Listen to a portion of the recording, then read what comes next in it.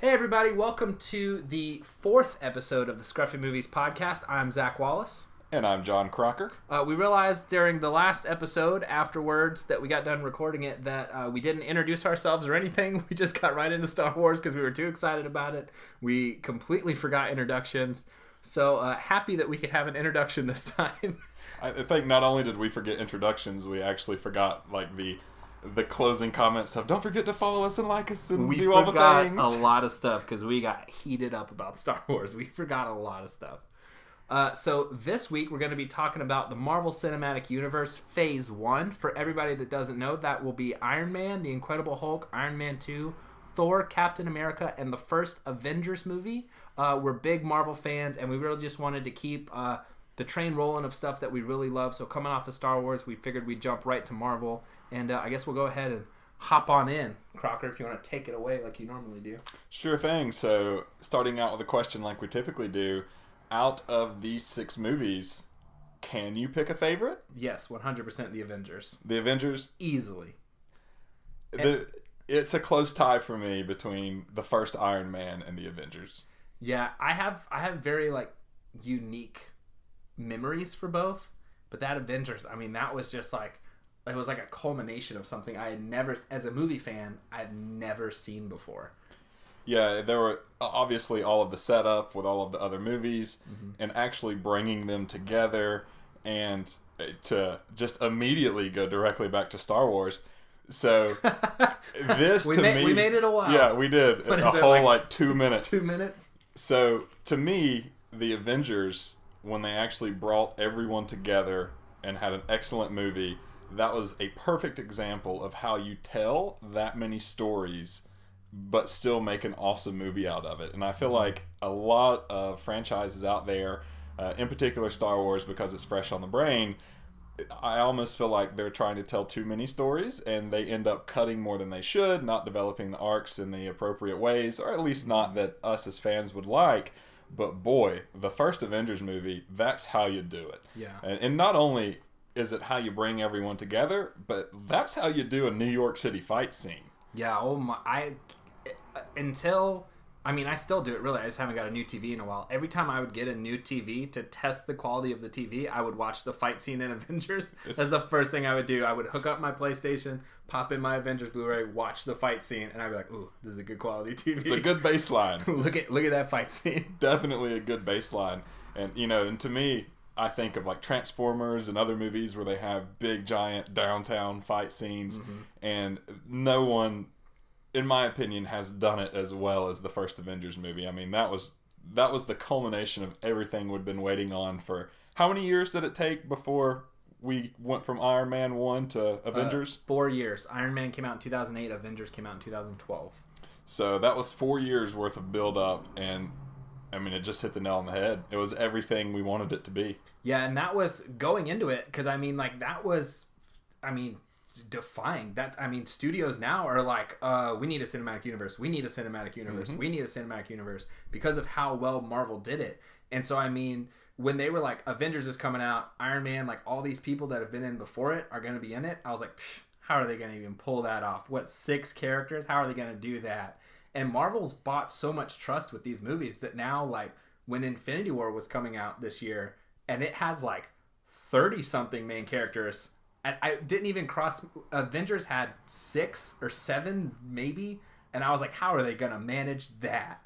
And then Infinity War had 40, and I was like, they got it on lock. Yep. I was like, and no problem, they got it. Well, they've proven themselves. Yeah.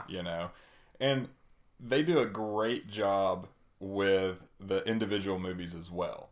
Yes. As far as even in the phase we're talking about today, Iron Man, Thor, Captain America, all of those movies were excellent origin stories. They were all almost 2 movies in one, where the first half of the movie you have, Iron Man is in the desert, he's locked in the cave, you get that origin, and then it progresses to almost like a second stage of the movie where you then go fight all the bad guys.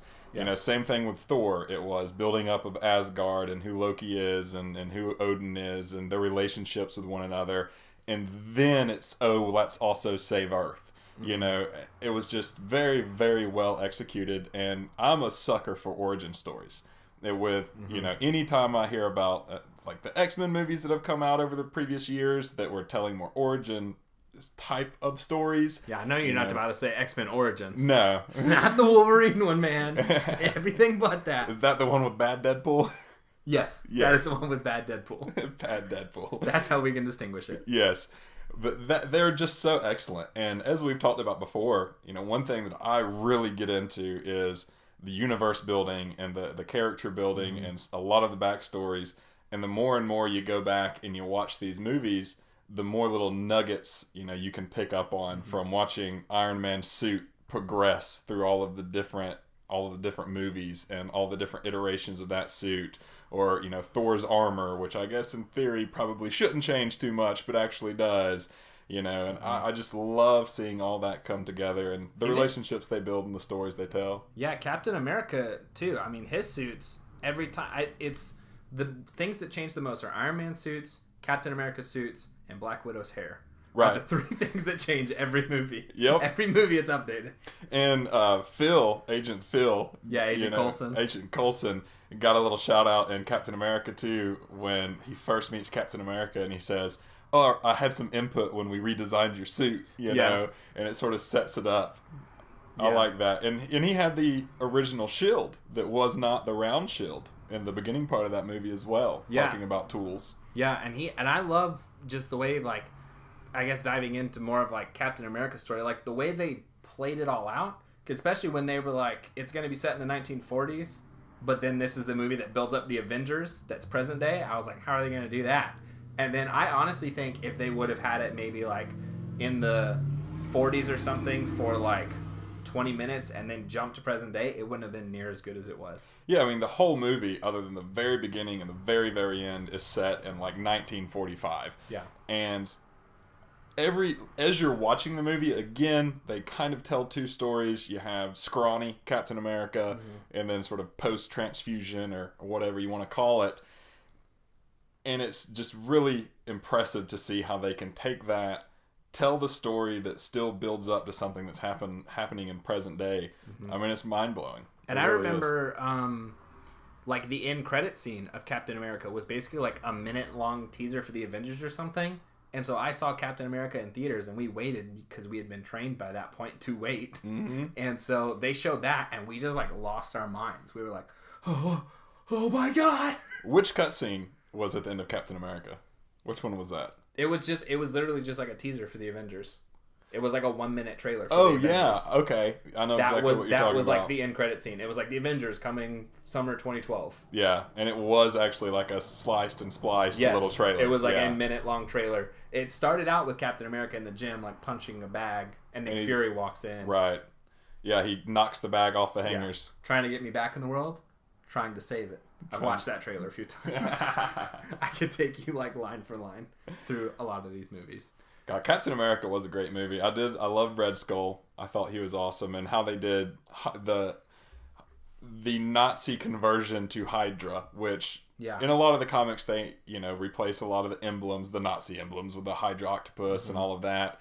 So I was very curious to see how that played out in the movie, and it was awesome. I mean, talk about some of the best costuming and things of that nature so far in the series up until that point. And I think it was really interesting the way they did it too, is like distinguish it from the Nazis, because I feel like the way Hydra has kind of persisted throughout this series up until like a few years ago, if it was straight like Nazis, but these are like magical Nazis, people would be like, I'm not on board with this. Right. So they had to kind of, in the first movie, they even were like, Red Skull is in trouble with Hitler because he's not listening to his orders anymore. They're not the Nazis anymore. They're Hydra.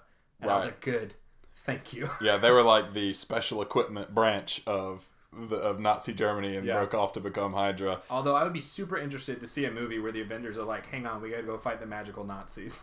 Well, when the Captain America comics came out was during Hitler's Nazi Germany, and the whole reason Captain America carried a shield is because America were defenders. We would not, go into war for the sake of war. We were here to defend ourselves.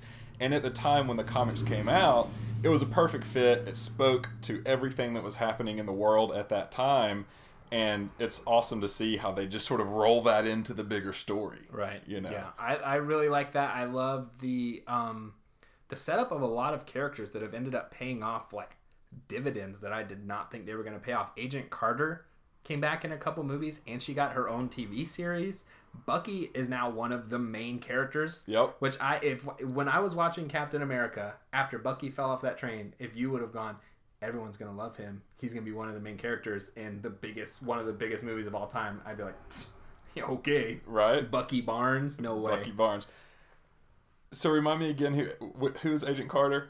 I'm blanking. Agent Carter is Captain America's like love interest in the first Avenger. Gotcha. And then she comes back. She's in Winter Soldier for like a hot second, but she's really old. Yeah. And she got her own TV series that ran for 2 seasons on ABC. That was actually really good. So that's a prime example of how you roll just a little bit deeper than I do with these types of things. But that brings up a good question, because I have a very similar question to that. Okay. So in the first Avengers movie, there is the girl that follows Nick Fury around. And Maria Hill. Agent Hill. Yeah. Is she the same one that is in the post-credit scene for Infinity War? Yes. Okay. Because I remember watching Infinity War and thinking to myself, I know her from somewhere, but I can't put my finger on it. And then going back in preparation for today's podcast and sort of looking back through the Avengers, I saw her again, and I was like, I think that's the same person. Yeah, she's been in a lot of the movies, actually, but like more of like a smaller character in the movies. I don't really think she's got her due yet, because she was in Avengers, she was in Age of Ultron, Winter Soldier, and then Infinity War for like a second. And she's always like Fury's right-hand girl. Right, and she's always just there to be like, hey, this is what's up, and then it's kind of like, all right, see ya. Right. She was also in a couple episodes of Agents of S.H.I.E.L.D., which was really interesting. Yeah. The Agents of S.H.I.E.L.D. was a really, really novel idea, with having a TV series that filled in all of the blanks and sort of told the in-between stories of what was going on in the cinematic universe. Now, I haven't kept up with it after, I believe, season 3 or so, and I do intend on going back at some point. It's good. Yeah. I strongly recommend that, especially if anyone out there is thinking about going back through the Marvel movies. There is online somewhere a list of how you actually watch them in order, and what it's divided like episode by episode. Yep, what episode goes in between what movies, so that it fills in all of the blanks. Really, really nifty stuff. And of course, Agent Coulson, he lives. Yeah, he lives. I remember seeing stuff where people, after the Avengers, people lost their minds, because Agent Coulson was like the closest thing we had to, for lack of a better word, like a real life person. Right. Like he was who the audience like really connected to. That's who we could see ourselves in, was Agent Coulson. He was the regular dude around a bunch of superheroes and still like trying to hold his own and stuff. And actually holding his own. Yeah, actually holding his own. Yeah, there's a short on, believe it's the Captain America Blu-ray or something. I don't know. I'm trying to think of it, but it's a Marvel one-shot that they used to do that came out on the home video releases.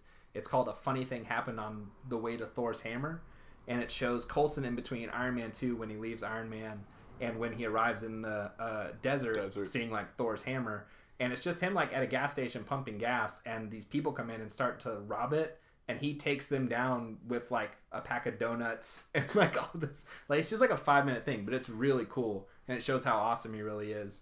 But when after the Avengers came out, I remember like fan outcry. People were like spray painting on the sides of buildings #Coulson lives. And I was like, oh my gosh, this is crazy. And then they were like, so Coulson is coming back. He's getting his own TV series. And I was just like, what? And I like lost my mind. I couldn't believe it. And the character he plays is so awesome too, because he almost does, it's like the perfect job of the naive badass, you know, where he Captain America, please sign my playing cards, you know, that type of thing. But then he carries around the big gun and shoots Loki, at the same time, you know. Speaking of Agents of S.H.I.E.L.D., that was another one, kind of like the first Avengers movie, where I was like, that's never going to work. A TV series set in a movie universe? Yeah, right. I guess we'll see how that plays out.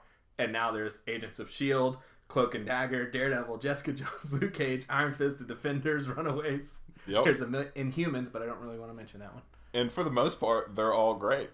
Yeah, besides Inhumans and Iron Fist. Yeah. And Iron Fist has its own crowd. Iron there Fist are does people have, that like it. I did enjoy Iron Fist Season 1. It was missing things for me. I've heard Iron Fist Season 2 is better. I've not had a chance to catch up on it yet, but I have heard that Iron Fist Season 2 is much better than what Season 1 was. Yeah, I have not seen Season 2. I haven't seen it either. So, kicking it back to what you mentioned earlier with Agent Hill and characters that may not have gotten their due, I want a Black Widow movie. They announced it. Oh, it's coming happening. out. What? Yeah. Really? Yeah. I'm so excited. This is a ScruffyMovies exclusive. Yes. Heard world premiere right here. Yes, they announced it. It's a movie that's coming out. So I guess that's Phase 4? Yeah, it should be Phase 4 or something, but they've announced it. They got writers on it and everything. Scarlett Johansson's helping them pick a director. Oh my goodness. She is one of my favorite characters out of the originals. Black Widow is awesome. Awesome. She's one of the few that really have that dark side to her. She's got the history. You know, she refers to it as the red in my ledger. Yeah. You know, and I think until we see Scarlet Witch come on board as well, she's really the only one that sort of has that wasn't born into the superhero role or the good person. Oh, but I get what you're saying. I thought you were saying just doesn't have superpowers. No. She was a Russian rogue spy, you know. So she fought for the other team for a long time. But you brought up Hawkeye, and that's another one who has not quite got his due. I would love to see a Hawkeye movie as well. Are they making one of those? They haven't announced it yet, but actually, they just announced for the new Disney streaming service that's coming out. I believe it's called Disney Play or something like that, the name of the streaming service.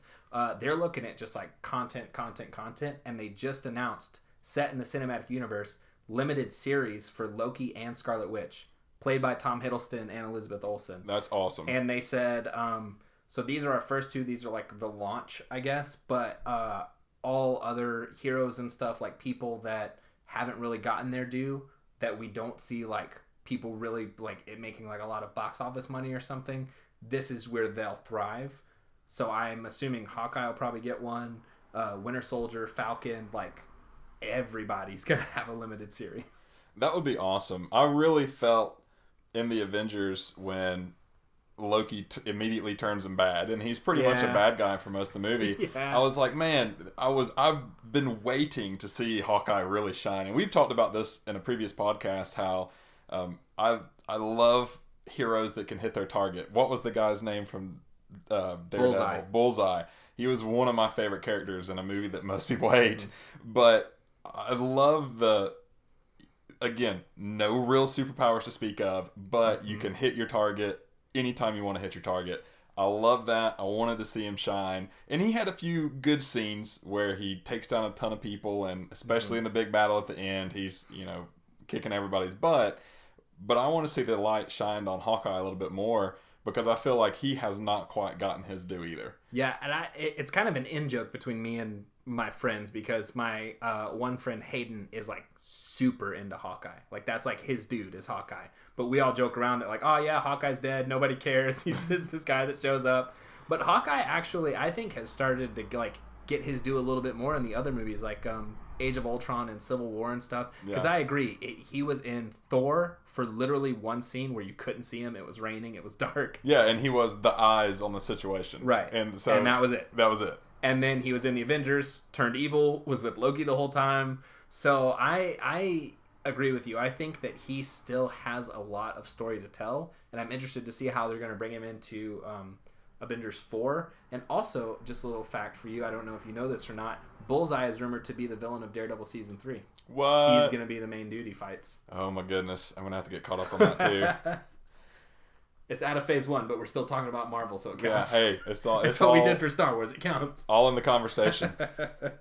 So, while we're on this track of movies I want to see, I want another Hulk movie, because in The Incredible Hulk, we have, who was it? Edward Norton? Edward Norton, is who it was, not Mark Ruffalo. Is Mark it Ruffalo?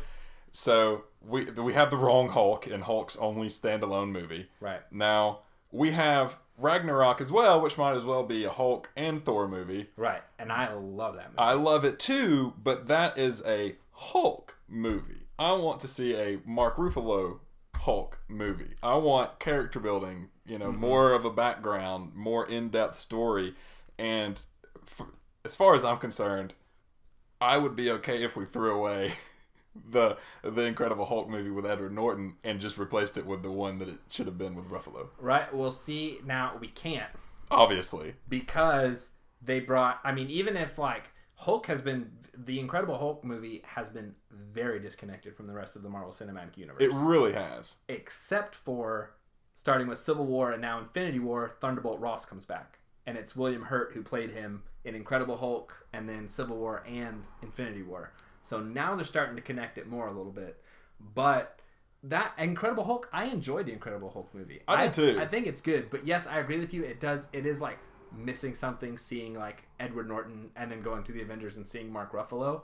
But I think Mark Ruffalo is a much better Hulk than Edward Norton was. Yeah. Because, and this is my one thing where watching the Avengers, because I was still getting into the role of Mark Ruffalo watching the Avengers, and when they first get to the helicarrier, they take the time and the money to send an entire team out. They send Natasha Romanoff out, who's one of their highest agents. Send her out, get Bruce Banner, bring him back to the helicarrier. There is a scene where Captain America and Black Widow are walking towards him, and he goes to walk towards them, and just this no-name SHIELD agent walks in front of him. He stops and lets him pass first, and then he keeps walking. I was like, that's Bruce Banner.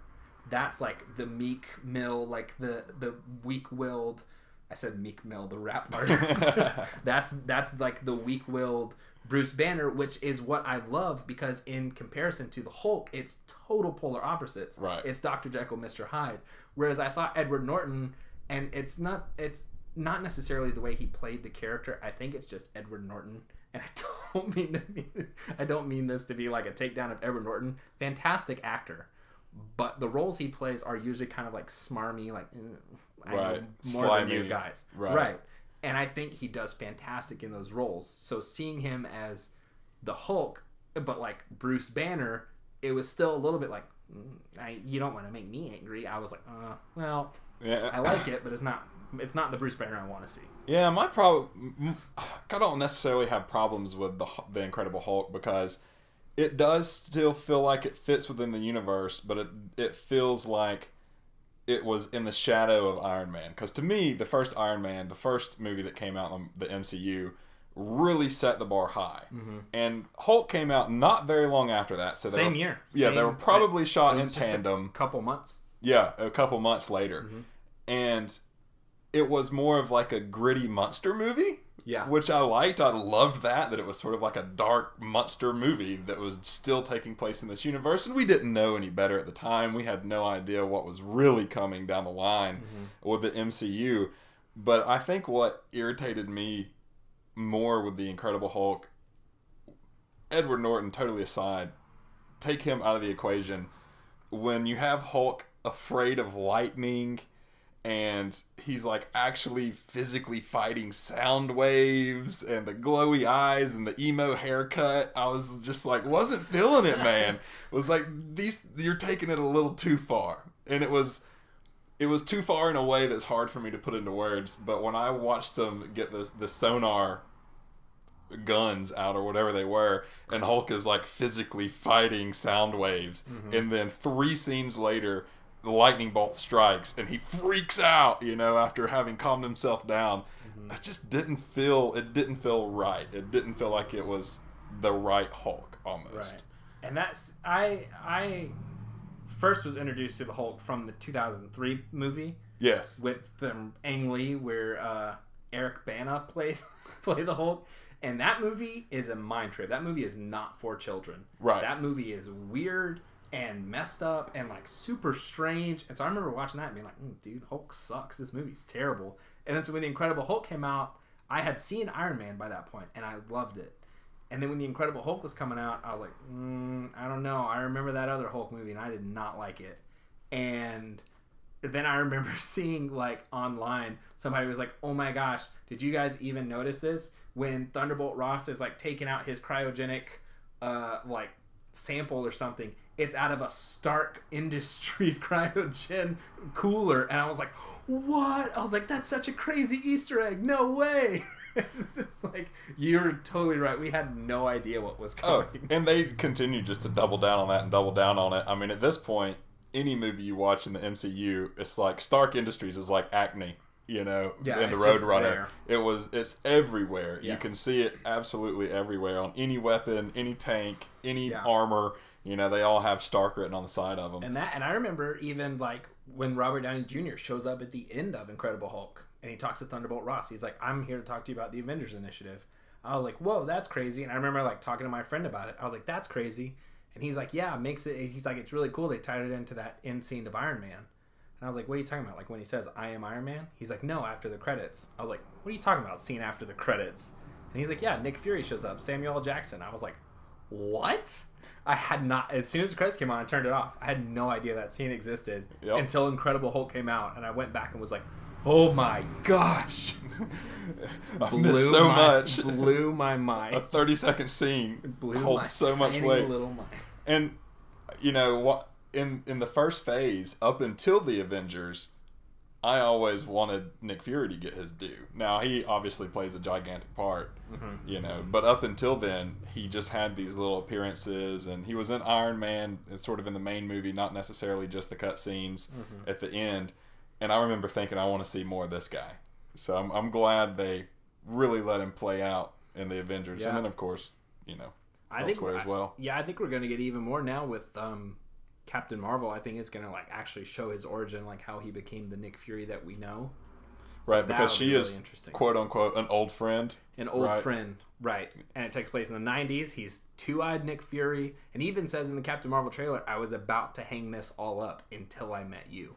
So I'm really interested to see now, like, because from that line of dialogue alone, she's the one that set him down the path of creating the Avengers Initiative. Yeah, I remember when someone first said Captain Marvel, and I was like, "Oh yeah, that's the guy that dresses like the Flash, right?" And he's got like yellow and red.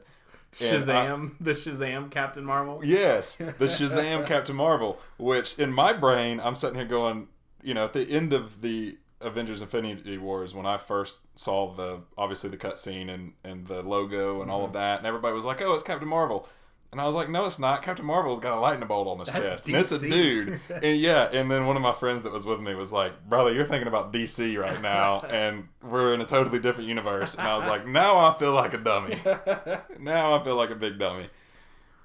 Well, I have an interesting question for you. What was your first viewing experience? What movie did you see first? Iron Man in theaters when it came out. Really? Yeah. Dang. I didn't. It's probably because I was like a kid. I kind of kicked myself for it because it sucks that I didn't. So I'm kind of hoping they come back out to theaters one day and I can actually watch them and like complete my theater viewing experience. Never saw Iron Man, Incredible Hulk, or Iron Man 2 in theaters. Really? Everything else I have. The first time I watched Iron Man, I was like excited for it, but I was like the excitement of like, oh yeah, I like Batman. I liked the Spider-Man movies. I loved the Spider-Man movies. So I was like, cool, another superhero. I was like, it was just... No idea. Yeah, and we'd gone to... My brother took me to like Best Buy or Circuit City or something, was getting a speaker installation in his car. And he's like, "I'm going to be here for a while." And I was like, "I don't care." And then I walked in and I was there for like 15 minutes and that was it. And he was like still there, but I looked at everything and I was like, uh-oh. Whoops. And I saw like Iron Man just starting in like those home theater rooms they used to have, Oh, yeah. So I opened the door and went in there and I was like, well, I'll just watch like 30, 45 minutes of this, whatever, however long it takes them to get done with the speaker installation. Watch the whole thing in a theater viewing room at a Best Buy. It's the first time I saw that movie. That's awesome. My first introduction to the MCU. That's fantastic. Yeah. Now, it was 2008? 2008. Yeah, so I was already in college by then. Well, I was So you 15. Would have been, yeah. Yeah, that's about right. Mm-hmm. But you've also got to remember, too, I worked at a theater in high school. So I was still coming off of my I see every movie released ever, no matter what it is. Movies. Yes, I still had friends that worked there. I was still slipping in, free popcorn, the whole deal. So I'll definitely call those probably opening weekend. Yeah. For most of them. See, that's what I want. I just want it to be like, those are the only 3 I've missed. Every other movie since then I've seen in theaters opening weekend. It would be a really cool idea for theaters to start bringing back movies like this, even for just short runs. Mm-hmm. You know, I know there's a lot of like dollar theaters that have things that are a few months old and all of that, or have been out of the major theater circuit for a few months. But I would love to see, you know, back when I worked at the theater, we had what we called kid shows that were always at like 10 a.m., 11 a.m., like long before anybody's actually wanting to go to the movies. And they would have everything from old Disney classics to just movies that had come out last year. And it was mainly daycares and stuff like that would bring busloads of kids in. But I think if they were to bring back some of these, that we're getting to the point where, like, people like you were not quite able to just go see this or knew what it was to be able to complete that experience. Right, and I will give it to, like, AMC theaters, I believe, and maybe, like, Regals and stuff, because they are starting to do more stuff like that. They are starting, but it's like 2-night events. Yeah. And it's at, like, 7 and 9 on Wednesday and Thursday or something like that. But recently, I think it was like AMC or something did like a big Marvel marathon in IMAX where they were like, yeah, you come Tuesday, pay like stay until Thursday, $25. Basically, yeah, they were like, we're showing Iron Man, and they always skip over Incredible Hulk. Everybody always skips over Incredible Hulk. It was like, we're showing Iron Man, Iron Man 2, Thor, basically like almost like phases, but like they would just show 5 or 6 movies back to back, and like pay $40 or whatever it was. You see all of them. I don't know if I could sit still for that long. Exactly, which is why I didn't go. Yeah. So, and I really want to see Incredible Hulk too. As much as people like to be like, let's just skip that one. It's still a part of it. You have to watch it. You have to talk about it. You can't skip over it. It may be the redheaded stepchild, and really the only reason for that is because of the actor swap. Which, let's face it, in Iron Man 1 we got the wrong Rhodey. Yeah, and then Iron Man 2, he comes back. Do you know why they swapped those actors? No. Rhodey was because Terrence Howard, they basically had, who played Rhodey in the first Iron Man, they had a contract with him that was like, you're signed up for 3 Iron Man movies. It was like the same contract they made with Robert Downey Jr. or something like that. And so they're like, okay, Iron Man 2, you're coming back, but Robert Downey Jr. is like a huge star now because they weren't expecting Iron Man to blow up like it did. So they're like, he's a huge star, so he's getting more money, and you're getting a pay cut. Not necessarily because of Robert Downey Jr., but because of, like, budget, like, how they're having to shift everything. They're like, so you're getting paid $1 million less or something. So it was still probably, like, $5 or $6 million. I mean, who knows? Right. And he was like, you're going to pay me what it says on my contract, or I'm not coming back. And they're like, okay. And so they recast him. And that's one of my favorite lines from like a recasting in the MCU where Rhodey walks in. We can only see like behind his head. And then Robert Downey Jr. is like, hey, I wasn't expecting you. And then it's like Don Cheadle. And he's like, well, I'm here now. So let's make the best of it. And it's like kind of a meta call to it. See, I totally didn't even. Yeah. Never let that one soak in when it happened. Yeah. And Edward Norton's one of my favorite ones because apparently he likes to rewrite a lot of his scripts that he gets. So they gave him Incredible Hulk. He rewrote it. He was the one that added in like Mr. Blue, who would eventually become the Thinker, which they haven't done yet. Yeah, Mega Brain. Yeah, whatever it is. And so he added like that in. He added a bunch of stuff into the Incredible Hulk. Basically like rewrote a good majority of it. And so they sent him the Avengers script when Joss Whedon got done writing it. He sent them back his version of it where he took out a lot of stuff. He put the Hulk in a lot more. The Hulk was like the main character. The other Avengers were like coming to help the Hulk. And they were like, listen, when it's your movie, we get it. Because you're the dude. This is the Avengers. We have a lot of world building to do on this. There's a lot of stuff that's going to come out of this. You can't rewrite this movie. And he was like, well, if I can't rewrite it the way I want it, why don't you just find somebody else? And Marvel was like, okay. So that's how that went down? That's how that went down. He rewrote the Avengers, and they were like, no. And he was like, yeah. And they're like, okay, you're fired. Yeah, that's ridiculous. Yeah, that's how that went down. And both of them, Rhodey and Norton, missed out on literally the largest movie franchise of all time. Yeah, and they were replaced with better actors, I think. I think so too. I like it a lot. And it might just be because we didn't get a chance to see those two actors grow into their roles the way we've gotten to see these actors grow into theirs. Yeah. But yeah, I think that they were replaced with two better actors that I enjoy more in those roles. Yeah.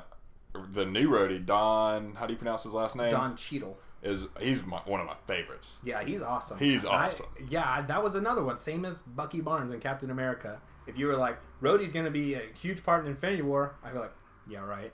Well, it's War Machine. Yeah, it's War Machine now. He's huge. Iron Man 2, like everything. Yeah. He's one of the main dudes in Avengers 4. He's one of the only ones that didn't get the axe. That's true. And he's coming back main character in Avengers 4. Gosh. Like him and 7 other people. Yeah. And that movie's going to do bonkers. You think? That's going to be, if it's good, has a chance for being probably the highest grossing movie of all time. Well, I mean, how can it not be good? I'm assuming they kept the writers and the directors and everything else. Yeah, now they've kind of gotten a formula. Joss Whedon made the first Avengers and the second Avengers, and while he was doing that, Christopher Marcus and Stephen McFeely wrote the first Captain America, second Captain America, Civil War, and on the second Captain America, they brought in Joe and Anthony Russo. Yeah, the brothers, yeah. And so they made Civil War, and they're like, well, that was really good. Or they made Winter Soldier, excuse me, and Marvel was like, that was really good. You want to do the next Captain America? And they were like, sure. And that was almost like, and it's never been said, I don't think officially, but I think Marvel was like, you're doing Civil War, there's all of these Marvel characters, almost as like a test to see if they could do it before they got Infinity War. Well, Civil War might as well be an Avengers movie. Exactly. There's so many people, and they're balanced so well. Everyone has Ant-Man's in it for 10 minutes, but I feel like he has a very pivotal role in that movie that then goes on to affect him in Ant-Man and the Wasp. Right. It affects that entire movie. In this movie he was in for 5 minutes.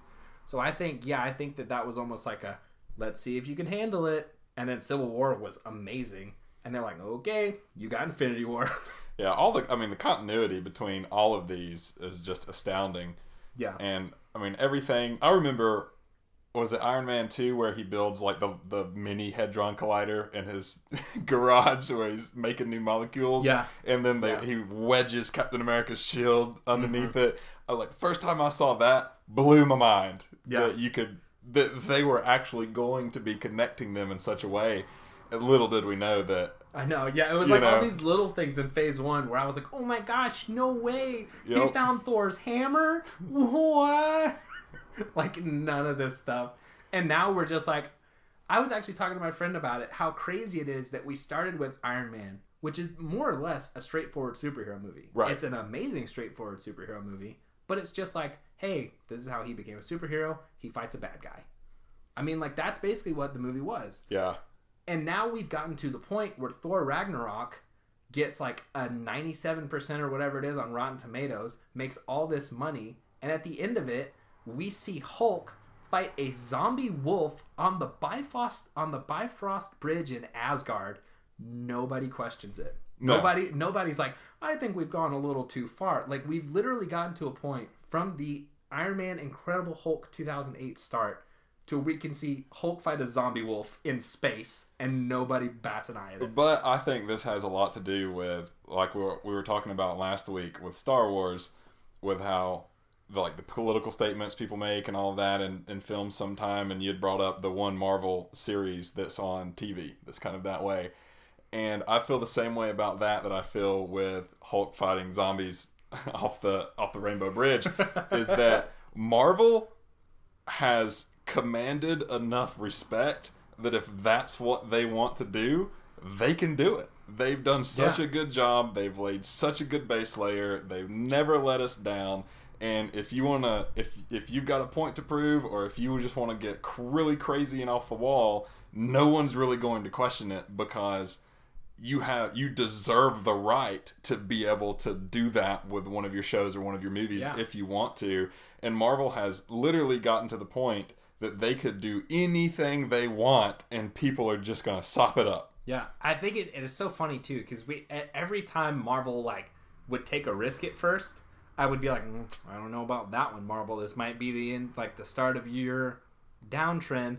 When they announced Guardians of the Galaxy, It was like a talking raccoon and a talking tree that only says one line. Are you serious? No, everyone's going to hate that. And then they were like, Dave Bautista is Drax. And I was like, oh, you got a WWE wrestler in your movie, Marvel?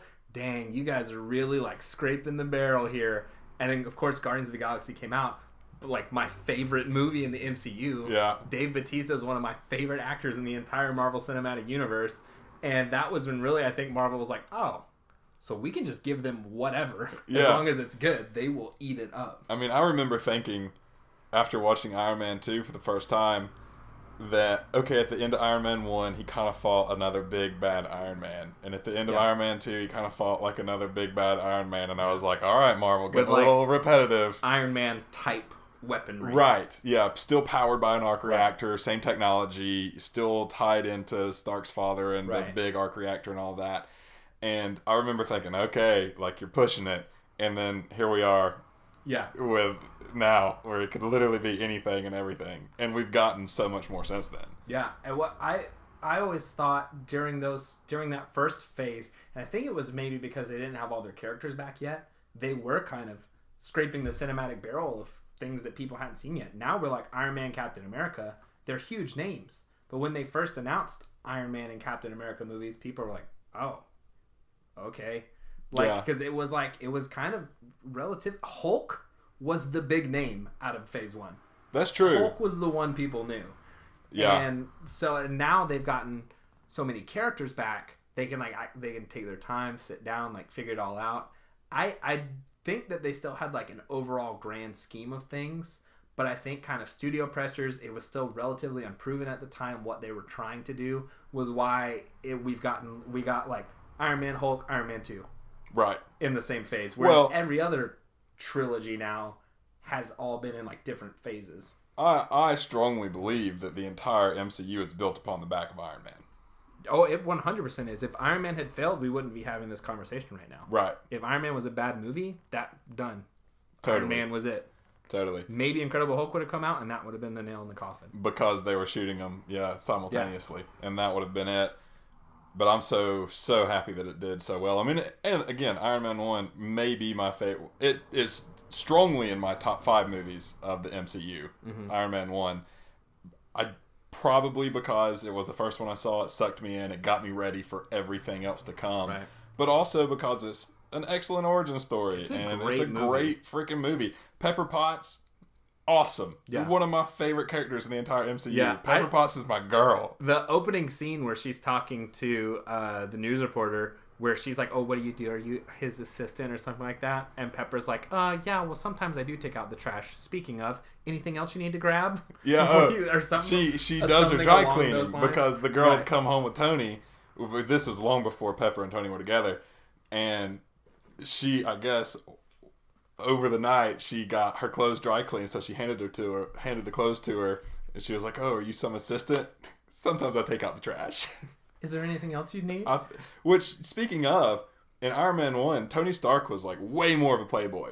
Because he is a playboy, bachelor, philanthropist, millionaire, whatever you want to say. But in Iron Man 1, he's bringing home girls. He's got a stripper pole in his private jet. Right. Like, he plays way more of the playboy lifestyle. And then as you proceed into Iron Man 2 and onwards into the Avengers, he and Pepper totally get together, which you see coming from a mile away, and I absolutely love, But yeah. I thought that was pretty unique. Going back and watching Iron Man again after seeing all the movies that's come out since, it almost like, this is going to sound bad, but it's not. It feels more like you're watching an episode of the A-Team. When they're like trapped in the cave and he's building weapons out of what he can find, it's like really MacGyver, and then he just comes out guns blazing. Yeah. It's early, like the earliest CG in the Marvel universe, So going back now, we have come such a long way from who those characters were and how the films were shot in the early days. Mm-hmm. I mean, between Iron Man and Hulk, those are two totally different feeling movies. Right. It's like looking at, a Van Gogh and then a Picasso. They just feel totally different. Great art, totally different. And now they're all really kind of cut from the same cloth, with the minor exception of like Guardians of the Galaxy feels much larger, more like a space opera. Thor But is still, more even- fantasy. Still, then I would still argue that that's like when you watch a Marvel movie, you're like, this is a Marvel movie. Yeah, they're using the same palette, same lighting, like everything looks the same. It's all congruent, and you literally could cut all the credit scenes out, and if done well, it would feel like one giant movie if you plug the Hulk out. Mm-hmm. Yeah, if you plug the Hulk out. Just because, I mean, again, just a different feel, you know. Then we'll like superimpose Don Cheadle's face over Terrence Howard's in the first Iron Yeah, Man. Just have it like real crappy, like clip art of just his mouth opening up and down like the Canadians in South Park. Right. Yeah, but I wouldn't want him to go back and do that. I mean, I think it's a cool that. novelty going back and being like, oh yeah, I remember old Rhodey. Yeah, you know. Yeah, and that's speaking on your point of like how Tony was more of a playboy to begin with. I think that's one of the things that has sucked audiences in so much to this entire franchise is like we get to have those moments of character arc. Like, yes, Tony has a character arc in like every movie he's in, but like he has a giant arc from when we see him in Iron Man to now Infinity War. Right. Like, it's insane getting to like live with these characters. We've been with Tony like when he's lost everything, when he's thinks he's going to lose everything. He has PTSD after the end of the Avengers. Like, we have gone through the straits with Tony Stark to the point that in Infinity War, in the screening I was in, when he gets stabbed in the stomach, the entire theater went, like, the theater lost their mind seeing this man, because we've known this dude for 10 years. He's a friend of ours at this point. We've known him for 10 years, a decade. I've known him longer than I've known some of my, like, groomsmen in my wedding. Now, I believe, and I could be totally off base on this, what is it, Spider-Man? Is it the Spider-Man movie where Tony looks over to Happy and says, what are we going to tell him? Do you still have that ring? And Happy goes, I've been carrying it for like 11 years or something. And that was the first time I sat back and thought, has it been 11 years or 10 years or whatever they said? Yeah. And sure enough, it has actually been that long. And that was just a little cool thing, even in like the Spider-Man movie, which is another thing of like how cool it is that these movies are all interconnected. Of seeing Happy Hogan, Pepper Potts, and Tony Stark all together again. Yeah. And just being like, yes, it's cool. It's those guys. And it happened in a Spider-Man movie. We got an Iron Man reunion, which is so cool. All these movies, it's so cool the way they do everything. Yeah, and talk about another arc. I thought Thor had like the strongest, quickest when he went from being banished in his movie, and then when he comes back around in the Avengers, like one of his very first lines to Loki, or in the whole movie, but I believe it's to Loki, is something like, "You've lost the point if you think that, you know, having all of these people serve you is what it's like to be king." And him sort of establishing that as one of his first lines just sort of cemented the fact that the entire Thor movie actually got through to him. You know, which you obviously see, but... And that's what the main thing I spoke about Star Wars last time that drove me crazy was like wiping the slate clean almost, to just be like, okay, we know that people like when they learn this lesson. Let's have them learn this again. So I love that as well. Like that the lessons they learn stay on it. Like they stay tacked on to their character as they keep going on. Yeah. I love that. Yeah. I mean, again, it all comes back down to that congruency thing where they just keep it rolling, you know, and they're always bringing in sort of the, I don't even know if it's cameos if they're all in the same universe and have their own movies, but you see all those little references and things here and there. Yeah, that's like something now that I love to see, that I almost expect now, like in just what we were talking about in Incredible Hulk, when Thunderbolt Ross is just using a Stark Industries utensil. Right. Everyone was like, oh my God, that's insane. And now, like, if I watch a Marvel movie and I'm like, when are the other Avengers going to show up? Like, where's somebody else at? I know somebody else is coming in. Where are they? Well, we've been taught not only to stay past the credits, but to keep our eyes peeled for things like that. Yeah. Because in Iron Man 2, when he used Captain America's shield, like that was a huge thing, and everybody said like, "Oh, I'm not going to spoil the movie, but be on the lookout for Captain America's shield." Yeah. Like it makes a play, you know. It's like a test for the people who are super fans. It's like, what can you spot? Well, Guardians of the Galaxy probably has the most when they were at the Collector? Is that what his name is? And they had the freaking duck in there. Yeah, and Howard the Duck. Howard the Duck, and in Asgard, when they're in the vaults, you see all these other things from the Marvel universe. You know, and it's like they're expanding the world into all of these different movies, but not just calling back. Like, obviously, if you see a Captain America shield, you know that's a Captain America shield. If you don't know who Howard the Duck is, that one's going to go right over your head, and if no one tells you, you will literally never notice it. Right. You know, but they're just that chock full. Yeah, and that's another thing that I love about this universe being all connected together, is because for the fans like me who watch everything, like I have to see every single thing, every episode, short, like whatever they have, I gotta see it. To see the stuff like Howard the Duck's drinking martinis, and to know that Howard the Duck exists in the same universe where Frank Castle literally kills like 30 people in a prison fight scene, is insane. To just look like at the difference of Howard the Duck drinking a martini and being like, why do you let him lick you in the face like that? It's gross. And then just like to move, like if someone showed you that scene and then they showed you the scene of Frank Castle just literally killing people for like 5 minutes in a prison fight scene, and you're like, same universe. You're like, how did they do that? Yeah. But they did. Well executed. Now, this being tarnished by knowing everything that comes after the first phase of the MCU, was it ever mentioned, were the Infinity Stones ever mentioned? I know there was one in Loki's staff. Mm-hmm. But at the time, do we know that's what it is? Because it really doesn't look like it in that movie. Yeah. Thanos, I think, doesn't come in until the end credits. Yeah. And everything was really about the Tesseract. If I'm not mistaken, when the Tesseract first appears in Captain America, the first Captain America movie, when the Red Skull finds it, I believe he says, or he calls it an Infinity Stone or something like that. Okay. So they've always kind of been setting up towards it. But then, like, once Infinity War was coming out, they like really went headfirst into it.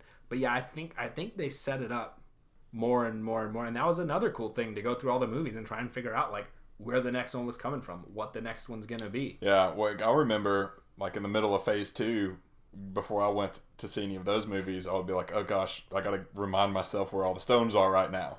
Yeah, because you never know when another one's gonna pop up. Right. Even like Doctor Strange. Doctor Strange went the entire movie, said nothing, and then like the last 5 minutes they're like, the Eye of Agamotto and Infinity Stone, and everyone was like, wait, what? Yeah. What did you just say? Well, those that knew that he had the Time Stone, so that was sort of one that they probably let it string out for the more diehard fans there, right, that actually did understand. And I think there was actually a phase where one was put into storage in Asgard's vault, but then Marvel was like, no, haha, we're just kidding, that was a fake one. So they had to like swap it out. In the first Thor movie, in the in Odin's trophy room, there's an Infinity Gauntlet, and everyone's like, how does Thanos have one? And it's in the throne room.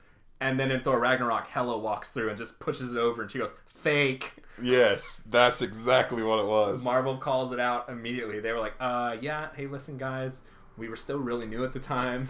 We thought it would just be a neat Easter egg. Turns out we needed it. Yep. Turns out we needed it. This is fake. And yeah, even you're talking about just seeing things in the background, I can't recall exactly what you see, but I know that when Doctor Strange is walking around and the cloak sort of comes to him out of the case, there's other cases that are holding other Marvel artifacts too. Mm-hmm. Yeah, so. I mean, there's a million things that they do now. The guy who runs it, Kevin Feige, he started at Sony when they owned a lot of the Marvel stuff, and he was like an intern, and then within like a year of working there, they were like, you know a lot about Marvel, because he was like a huge Marvel Comics fan. They were like, you know a lot. So they brought him up within a year. He was an intern, and then he was an executive producer on all the Marvel movies. Nice. Because he was like a consultant, they were like, hey, did Spider-Man ever do something like this? And he's like, issue 247, like whatever it was, like knew, like had his knowledge. And then so when they kind of split off and they had Marvel Studios, they were like, well, that's the dude that needs to run it. And so they hired him, and he's now has run the entire thing for the entirety of the MCU. Yeah, and I heard once that Stan Lee still gets like executive producer credit for every film. He does, yeah. Stan Lee and Steve Ditko, and Steve Ditko's actually passed away now, but because they came up with the characters, they get executive producer credit every time. Even though they have absolutely no input whatsoever, nothing to do. They show up for a quick scene. And I'd heard too that they basically pre-recorded just loads and loads of potential scenes with Stan Lee that they could drop in, which is sad. It is sad, but I'm glad they. I mean, I would feel so weird watching a Marvel movie without it. Well, I see, and even like some of the more recent Marvel movies is totally fine with me the way they do it. Like even in the Netflix series, Stan Lee is a cop, so every time they're in a police station in New York, in like the Defenders part of the MCU, we see like his picture up in a police station, right? And it's like. Good enough for me. Yeah. Good. Exactly. That's good enough. It's just got to be present. I just want him to be there. Yes. Yeah. You have to see that face at least once. And now people. I remember when Stan Lee used to make cameos because he started even before the MCU was like a big thing. He cameoed in like X-Men 2 and Spider-Man and Daredevil and like all that stuff. Yeah. And people were just like, an old man. Well, like nobody knew. That was before. Yeah, that was before everyone had been educated. Yeah, and now now in theaters with just like if you go on a Sunday night, not even like opening night where the hardcore fans are there, it's like a Sunday night regular crowd. When Stan Lee pops up, everybody's like, "Hey, Stan Lee!" Yep. It's insane the amount of like nerdism has come to the forefront in America, where like people not only aren't like scared of it anymore, they're not like, "Oh, I like sports and that's it." If you like superheroes, you're a nerd. It's almost like the new. What do you mean you haven't seen the Avengers? Right. Like it's like the thing to do now. Well, for a long time, especially maybe in sort of like the lull that happened in Phase 2, which we'll get to when we talk about Phase 2. Phase 2. But I think during that time period, you heard a lot of people like, are all the movies we're going to get this summer, are they just going to be superhero movies? And then next summer and last summer and the summer before that? The answer is yes, Kevin. Yeah. Yes. Sit down and watch it. Sit down and watch it. Because they're so good. Yeah. Like, they are such awesome movies. And because of that, they're drawing much larger of a crowd than anyone would have ever thought possible with a superhero movie. Yeah. And I've seen the superhero genre compared to like the Western now, even of like this giant cinematic movement where like it defined a time period and a generation of like people. And now people are likening superhero movies to that and being like, there's such a crave for superhero stuff right now that it could go the way of the Western, where like we still get them every year, but there's like 7 or 8 really good ones, but we just don't see it like advertised as much or anything anymore. But I honestly think, especially with the way like Infinity War has been going and everything like that, and Marvel, I believe Kevin Feige's like, yeah, we've got the MCU planned out to like 2025 or something like that. And so I think, honestly, the more they keep bringing new characters in, rotating old characters out, and I saw an interview with him where he's like, we could be in 2167, just like a random year. And he's like, and we're still watching stories that are set in the same universe as Iron Man 1 in 2008. Right. And that's insane to me. As long as the characters get their due before you rotate them out. Like, you got to get Black Widow's movie made. Right. You got to give Hawkeye just a little bit more oomph. Well, this is what, and I'm sad because we haven't seen Avengers 4 yet. So this would be the place to talk about it, because Phase 3, our Phase 3 podcast we've already talked about, we will have seen Avengers 4. Yes, we're planning on actually, doing a hardcore Phase 4 or Phase 3, but also basically Avengers 4 spoiler cast, at that time as well, and give you our thoughts on it. But I honestly think that Avengers 4, and it's specifically because none of the original Avengers got dusted in Infinity War, that's going to be their swan song, and it's going to be like the end of the MCU as we currently know it, and then that's going to start the big rotation of like, I think we're going to see at least some of the main 6 Avengers die and not come back. You don't think they're just going to get the time stone and reverse it all and everybody lives and everybody's happy? And I've seen there's a lot of rumors and stuff that are swirling around right now, because of course it's a huge property.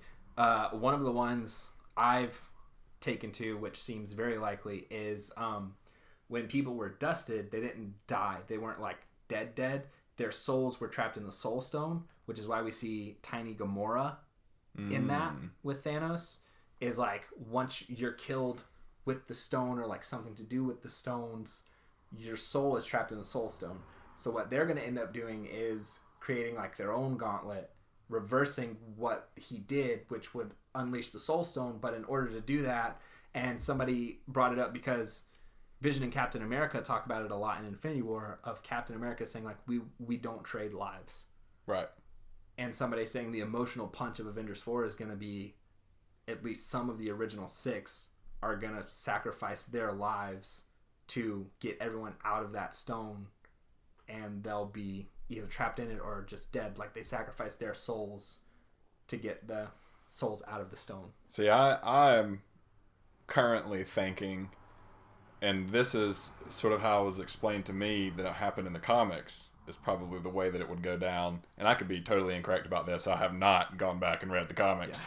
Yeah. But from how I understand it, basically Thor and the Hulk are really the only two that are left after Thanos takes up the reins and starts running stuff. And because Hulk and Thor are virtually immortals, Thanos like locks him in a vault and comes back 5,000 years later or 10,000 years later or 8,000 years later, however long the time frame is. And at that point, Hulk has just got 10,000 years angrier, so he's more powerful than he's ever been. And Thor at that point is basically Odin, so he's more powerful than he's ever been. And those two, which I hope, because that would be another awesome Hulk film, really. Mm-hmm. I hope that's sort of the way it goes. And then they just kick Thanos' butt, use the time stone to literally unwind everything. Mm-hmm. And then we're right back to it was all a dream, or however you want to do it, They can't do that. It's all a dream. I think that would shortchange the audiences. I think that we need to see the implications of people dying. I think we need to see how Peter Parker was affected by being dusted in space. We need to see that. If they were just like, everything's cool now. Everything's cool. I would hate that. Yeah, well, in Doctor Strange, he sort of reversed everything. He brought back time and made it all right. But still, even when he reverses time, he reverses like time itself, not necessarily people or memories. He reverses like the things around him. He still outsmarted the bad guy. Yeah, and so I mean that would open up an entire world of dramatic stories for Marvel to tell. How does Spider-Man react to dying? How do people react to Doctor Strange knowing that he willingly gave up the time stone? Half of the universe is dead because of him. But now that they're back and it's just supposed to be all hunky-dory because he knew they were coming back? No. It's an entire, like, so many stories they could do based off of this. We'll never know until we see the movie. Right. Because they could literally go any direction from here. They can do anything. And we don't even know the title of it yet. That's true. This podcast is being recorded. We don't know. Yeah. Watch it have been announced as we're recording this. Right. And so we're like, all right, yeah. And Monday comes around and they're like, well, when did you guys record this?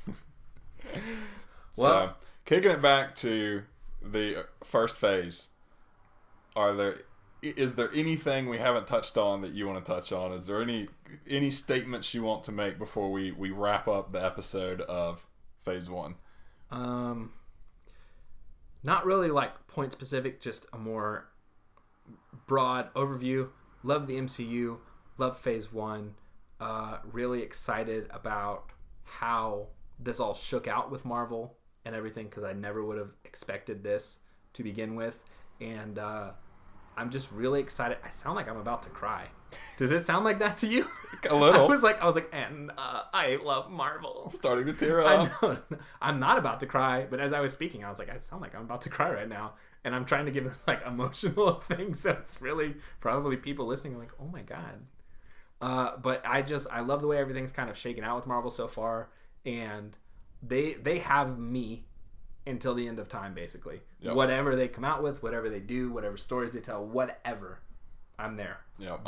They've got me. I'm with you. First phase, MCU, excellent origin stories, excellent movies. It's exactly what I want in any superhero film. They do a great job of it, even before we were all programmed to expect it. Yeah. And I think it's a really, really hard choice between what your favorite phase in the MCU is. But for me, it's in between Phase 1 and Phase 3.